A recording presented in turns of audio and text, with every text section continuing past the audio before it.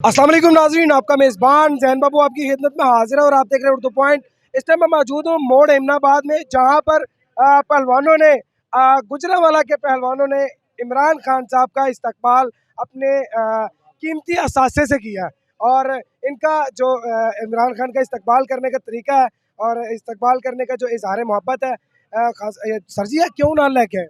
ਇਹ ਇਸ ਵਾਸਤੇ ਨਾਲ ਲੈ ਕੇ ਆਏ ਆ ਕਿ ਭਵਾਨਾ ਦੇ ਸ਼ਹਿਰ ਆਏ ਨੇ ਤੇ ਸਾਰੇ ਆਂਦੇ ਨੇ ਕਿ ਗੁਜਰਾਂਵਾਲੇ ਚ ਇਹਨੂੰ ਵੋਟ ਨਹੀਂ ਲੱਭਣਾ। ਸਾਰੀ ਦੁਨੀਆ ਨੂੰ ਪਤਾ ਲੱਗ ਜਾਣਾ ਚਾਹੀਦਾ ਕਿ ਗੁਜਰਾਂਵਾਲੇ ਦੇ ਜਿੰਨੇ ਵੀ ਭਵਾਨ ਨੇ ਨਾ ਖਾਨ ਸਾਹਿਬ ਦੇ ਨਾਲ ਨੇ। ਖਾਨ ਸਾਡੀ ਜਾਨ ਹੈ, ਜਿੰਨੀ ਦੇਰ ਸਾਹ ਵਿੱਚ ਸਾਹ ਨੇ ਨਾ ਅਸੀਂ ਖਾਨ ਸਾਹਿਬ ਦੇ ਨਾਲ ਆ ਤੇ ਇਨਸ਼ਾਅੱਲਾ। ਤੇ ਨਾਲੇ ਰਾਣਾ ਸਨਾਉਲਾ ਨੂੰ ਇੱਕ ਮੈਸੇਜ ਦੇ ਸਕਦਾ ਵਾਂ। ਰਾਣਾ ਸਨਾਉਲਾ ਆਂਦਾ ਸੀ ਕਿ ਗੰਦਾ ਨਾਲਾ ਆ ਰਿਹਾ ਇਸਲਾਮਾਬਾਦ ਵੱਲ, ਉਹਨੂੰ ਦੱਸ ਦਿਓ ਕਿ ਤੈਨੂੰ ਭਵਾਨ ਗੰਦੇ ਲੱਗਦੇ ਨੇ ਵੇ ਬੱਬਰ ਸ਼ੇਰ ਸਾਰੇ ਗੁਜਰਾਂਵਾਲੇ ਦੇ ਭਵਾਨ ਜਿਹੜੇ ਤੈਨੂੰ ਗੰਦਾ ਨਾਰੇ ਲੱਗਦੇ ਨੇ। ਇਹਨਾਂ ਕੋਲ ਤੁਸੀਂ ਵੋਟ ਲੈਣੇ ਹੁੰਦੇ ਨੇ, ਇਹਨਾਂ ਨੂੰ ਤੁਸੀਂ ਗੰਦੀ ਗੱਲ ਕਰਦੇ ਹੋ। ਮੈਂ ਆਪਣੇ ਸਟਾਈਲ 'ਚ ਆ ਮੇਰਾ ਨਾਮ ਸੁਨਾਲਾ ਤੇਰੇ ਸ਼ਹਿਰ ਵੀ ਆਵਾਂਗੇ, ਤੇਰੀ ਹੱਕਤਾਂ ਵੀ ਨਚਾਂਗੇ इंशाअल्लाह।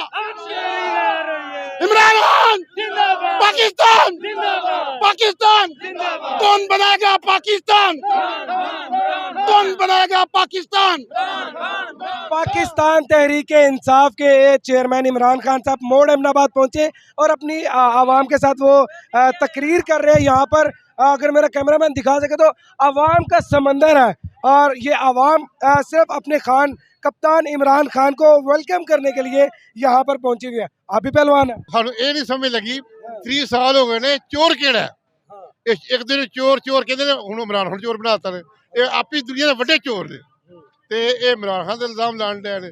ये जो तोशाखाना वाला इल्जाम है, ये इल्जाम है? इल्जाम है बिल्कुल। क्या है वो? कुछ नहीं है। बस भी गाड़ियां ले गए, BMW गाड़ियां ले गए हैं। तो इमरान खान क्या है, घड़ी ली है उसने, उसको क्या कमी है? देखो आवाम जान देने पे उसमें तैयार है, अपनी जान दिल देने को तैयार है इमरान खान साहब। एक शर्ट ते सहन कर देना ते जिन्ना तू इल्जाम लाया उन्ना 11 गुना ज्यादा हो जाता है। इमरान खान ईमानदार है तो बिल्कुल ईमानदार है इंशाअल्लाह।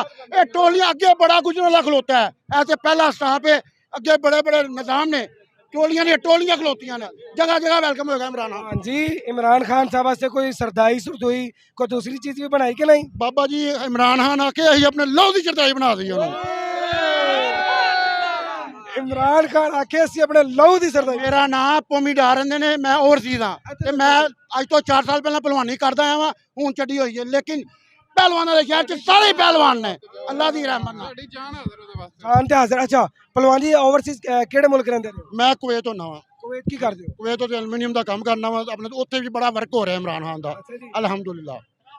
की लगदा है पहलवान जी कि इमरान खान साहब जा रहे ने, ठीक है, लॉन्ग मार्च ना कोई फर्क पेगा?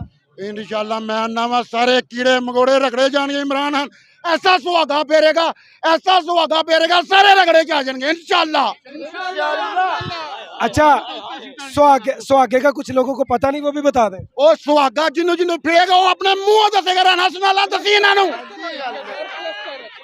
सुहागा कहते हैं जी ट्रैक्टर, सुहागा कहते हैं जी ट्रैक्टर के पीछे एक मोटी सारी लकड़ी होती है, उसको सुहागा कहते हैं। और जिन्हों जिन्हों फिरेगा वो अपने मुंह दसेगा। भगवान जी कुछ लोग ट्विटर के ऊपर कह रहे हैं कि जी अभी तो सर्दियां भी नहीं आई, लेकिन इनका जो लॉन्ग मार्च है वो सर्द पड़ गया, ठंडा पड़ गया।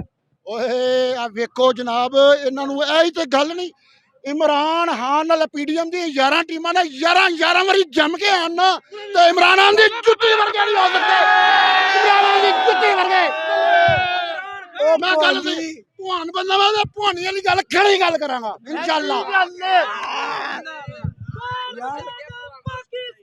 इमरान खान गुजरांवाला के पहलवानों का मोड़ एमनाबाद जो है वो इमरान खान का वेलकम किया गया। इमरान खान के वेलकम करने का तरीका इनका ये असासा है। इसके साथ इन्होंने इमरान खान का वेलकम